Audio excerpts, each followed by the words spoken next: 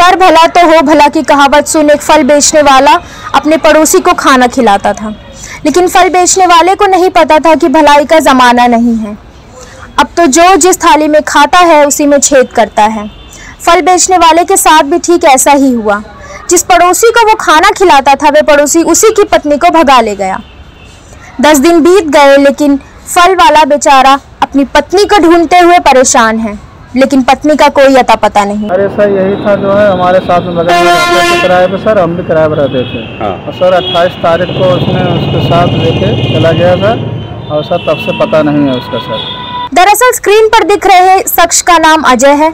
अजय सुल्तानपुर जनपद के गोसाईगंज थाना इलाके के उघड़पुर टोला गांव का रहने वाला है, लेकिन रोजी रोटी के लिए वे शहर के ही पलटू का पूर्वा आदर्श नगर मोहल्ले में किराए के कमरे में अपने 3 बच्चों और पत्नी के साथ रहता था।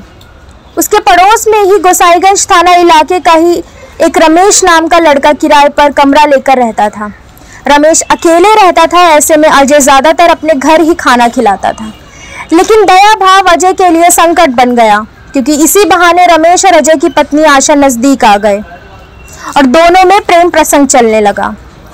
28 मई को जब अजय फल बेचने के लिए निकला हुआ था और उसके बच्चे गांव थे, तब रमेश अजय की पत्नी आशा को लेकर फरार हो गया।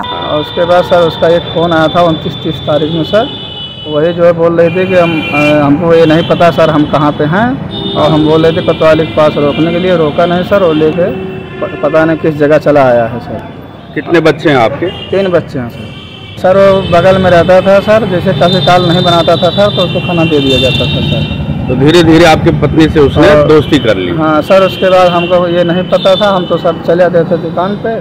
उसके सर क्या किया क्या नहीं किया कुछ समझ में नहीं आ रहा सर। उसको क्या कुछ खिलाया पिलाया सर, क्या बेला फसला कैसे क्या किया, उसको लेके चला गया।